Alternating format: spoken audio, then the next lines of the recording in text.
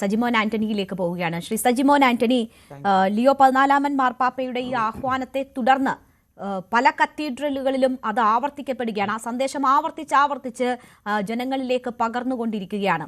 എനിക്ക് മനസ്സിലാക്കാൻ കഴിയുന്നത് വാഷിംഗ്ടണിൽ ഈ കർദിനാൾ മക്കൽറോയ് ഇതേ സന്ദേശം തന്നെ പകർന്നുകൊണ്ട് കുർബാന നടത്തുന്നു, അവിടെ സംസാരിക്കുന്നു, അതിന് ആയിരങ്ങൾ സാക്ഷിയാകുന്നു. അവർ ഈ ആഹ്വാനം ഏറ്റവും ഒടുവിൽ ചെയ്തിരിക്കുന്നത് ഈ ഇപ്പോഴത്തെ വെടിനിർത്തൽ അത് തുടർന്നു പോകണം, ഒപ്പം തന്നെ ശാശ്വത സമാധാനത്തിന് വഴി തുറക്കണം എന്ന് പറഞ്ഞുകൊണ്ടാണ്. അപ്പോൾ അമേരിക്കയിൽ പോലും കത്തീഡ്രലുകൾ കേന്ദ്രീകരിച്ച് ഈ വിധത്തിലുള്ള പ്രാർത്ഥനകൾ നടക്കുന്നു, അതിൽ വിശ്വാസികൾ വലിയ രീതിയിൽ പങ്കെടുക്കുന്നു. ട്രംപിന്റെ ഇപ്പോഴുള്ള പല നീക്കങ്ങൾക്കുമെതിരെ ആ തരത്തിലുള്ള ജനങ്ങളുടെ യോജിപ്പ് നമ്മൾ കാണുകയാണ്. അതൊന്നുകൂടി ബലപ്പെട്ടിട്ടുണ്ടോ? മാർപ്പാപ്പയ്ക്കെതിരെ തിരിഞ്ഞ് ആ സ്ഥാനം പോലും തന്റെ ഒരു ഔദാര്യമാണ് എന്ന തരത്തിലേക്കുള്ള പ്രസ്താവന ട്രംപിൽ നിന്ന് വരുമ്പോൾ ആ വികാരം കൂടുതൽ ശക്തിപ്പെടുന്നതാണോ അമേരിക്കയിൽ കാണുന്നത്? പൂർണ്ണമായിട്ടും ഞാൻ നിങ്ങൾ ഓരോരുത്തരും പറഞ്ഞതിനോട് യോജിക്കുന്നു. With 2 notes. Tariff is a separate issue and Iran is not a saint, but peace is on its way. Reason, പല റീസൺസ് ഉണ്ട് എന്തുകൊണ്ടാണ് സമാധാനം ഒരു കൈപ്പാട് അകലെയാണ് എന്ന് പറയുന്നതിന് കാരണം. Trump is it low now.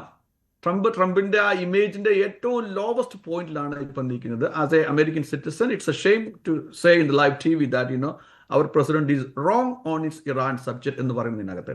സമാധാനം ഒരു പിടി അകലെയാണ്, അല്ലെങ്കിൽ ഒരു കയ്യെത്തും ദൂരെയാണ്, അല്ലെ സംഭവിക്കും എന്ന് പറയാനുള്ള ഒരു റീസൺ എന്നാന്ന് ചോദിച്ചു കഴിഞ്ഞാൽ മൾട്ടിപ്പിൾ റീസൺസ് ഉണ്ട്. ഒന്ന്, കഴിഞ്ഞ ദിവസം നമ്മൾ പറഞ്ഞു പോണെങ്കിൽ തന്നെ 14 ദിവസമാണ് ട്രംപിന്റെ മാൻഡേറ്റിന്.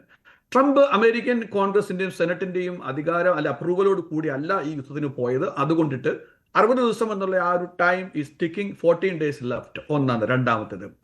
മൂന്നാമത്തേത്, ഇതിനു മുമ്പ് കഴിഞ്ഞ ആഴ്ചകളിലും കഴിഞ്ഞ മാസങ്ങളിലൊക്കെ അമേരിക്കയിലൊക്കെ Trump is not a king എന്ന് പറഞ്ഞുള്ള റാലികളൊക്കെ നടന്നിരുന്നു. എന്നാൽ പ്രസിഡന്റ് ഡൊണാൾഡ് ട്രംപ് അതിനും മേളിൽ പോയി ഞാനിപ്പം യേശു തന്നെയാണ്, ദൈവം തന്നെയാണ് എന്നുള്ള രീതിയിലുള്ള ഡെപ്പിക്ഷനാണ് വന്നുകൊണ്ടിരിക്കുന്നത്. അപ്പൊ അതുകൊണ്ടിട്ട് ഇൻ എൻറ്റയറിറ്റി 2.5 ബില്യൺ ക്രിസ്ത്യൻസ് ഉണ്ട് ലോകം ഏകമാകാൻ.